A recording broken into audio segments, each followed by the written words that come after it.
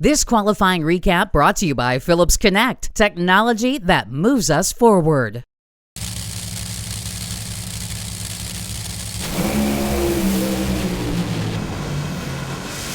Brittany's car knocked the head gaskets out of it and still went to the number one spot. Are you kidding me? 3.696, 327 miles an hour with the gaskets out. I'm not sure dramatic was what we were going for. That's not how any of us wanted to do it, but we had a solid, good run down there, and that's really what we needed. It's unfortunate it was only one of the 3 runs that we got down there. You know, setting us up for race day, that's tough. But we got her down there. We should have enough info to learn from that and reset going into race day. We gained some points, another number one qualifier, and we're just looking for a long race day tomorrow. All right, joining us here in the media center is funny car number one qualifier Robert Hight, who stayed on top with his run of 3.867 at 331 miles an hour from Friday. It's Robert's 4th number one qualifier this season and 75th in your career. Obviously, you're after wins, you want championships, but 75 number one qualifiers, that's a pretty cool deal as well, isn't it? I think that just says I'm old. First off, I just want to say, hats off to the Koretsky family. Yeah. There's not a better feeling when you turn the corner coming out of the staging lanes and line up in the water box and you see packed house, okay, stands full, and standing room only at the fence. It's pretty exciting, and that's exactly what they needed for their first weekend. So proud of them and happy for them as well. But this is big. My auto club team, we got points every single qualifying run, 3-2-2. So it doesn't get any better than that. That's what we have to do, all 6 races. Qualifying's behind us. Now we've got to go rounds tomorrow. Matt has switched back and forth a couple of times. He says he's still committed to the Suzuki program. He said that on Joe Costello's WFO radio this past Tuesday. But he said coming in here, he just has more confidence in the Buell. Wants to get out and do some more testing, check out some stuff on the Suzuki, but he says we ain't seen the last of that by a long shot. 674, 201 miles an hour. Now that's low ET of the round. Obviously, it's about wins and championships, but to get 50 number one qualifiers, how cool is that for you? It's pretty amazing because I think I'm either 2nd or 3rd on the all-time qualifying list, and the number 50, I'll be 50 this year. So it's something about that, I guess, is unique. Talk about just what you were able to do today. Not a whole lot of changes in any class really, but to jump to number one today, what kind of went right for you guys?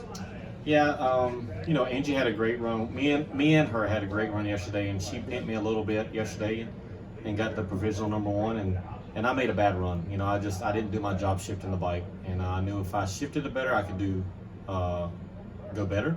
I just didn't know if the conditions this morning would be good enough to overtake her, but luckily it was, and we did it. And then in Q3 it got pretty bad air again, and we messed up a little bit, but we were still 3rd of the round. She was low of the round, so the MSR campus picked up a bunch of bonus points, and we just need to continue. We need to put together a round at a time, and hopefully we can turn on 4 win lights, and Angie can turn on 3 or 4 win lights, and we can meet in the finals.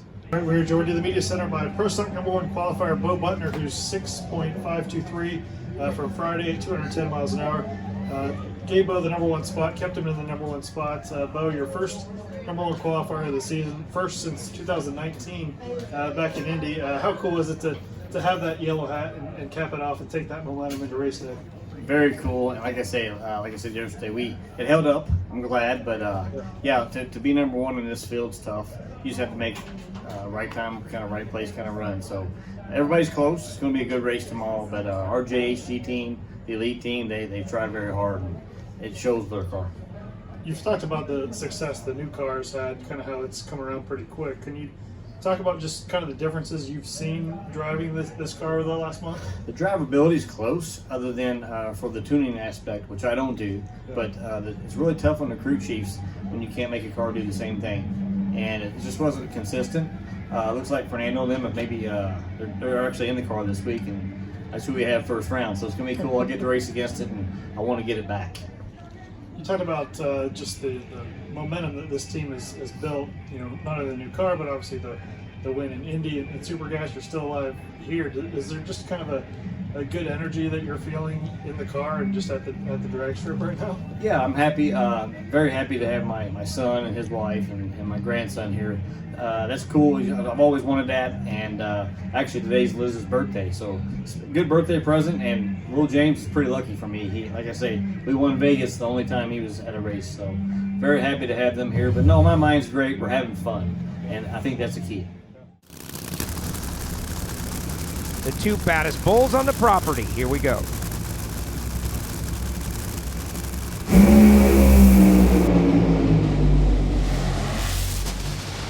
.386, 331 miles an hour. Robert Hight goes to the top.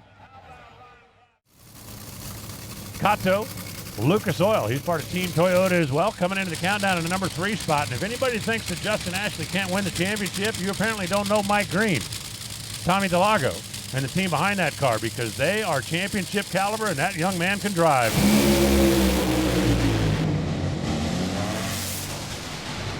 .703, 330 miles an hour, and by 3 thousandths of a second, Justin Ashley goes to number 1 spot.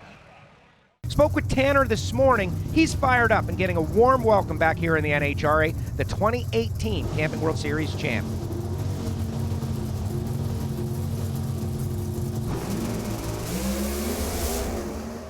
Wow. Tanner's car just lit the tire. He's got the clutch back in by the time it goes 60 feet. 6.523.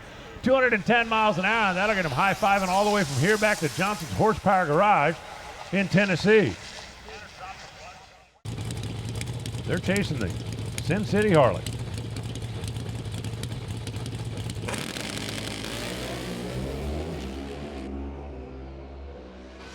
Angie's bike pushing her a little bit to the center line. She fights it back into the center of the groove. 675. How about 201 miles an hour? Hey, Grove, the first 200-mile-an-hour motorcycle run of the weekend. I guarantee it won't be the last.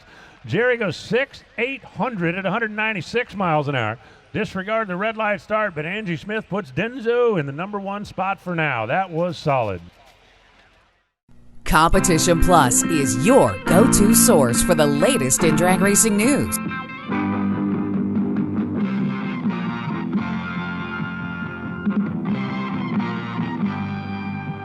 For over 20 years, CompetitionPlus.com has provided news you can trust, thoroughly researched and delivered as quick and fast as it can be uploaded. Whether it's nitro or stock, drag radial or pro modified, our writers are trained to bring you the inside story time and time again. We have it all, from in-depth news articles to the latest in high-performance products to the scuttlebutt making its way around the pits. Original video content from the stars in drag racing also makes CompetitionPlus.com the ultimate one-stop shop for die-hard drag racing fans. Don't make CompetitionPlus.com your only stop on the information superhighway. Make it your first. For news you can trust and have trusted for 20 years, visit CompetitionPlus.com. Be sure to download our mobile app. It's a free download on the Apple Store and Google Play.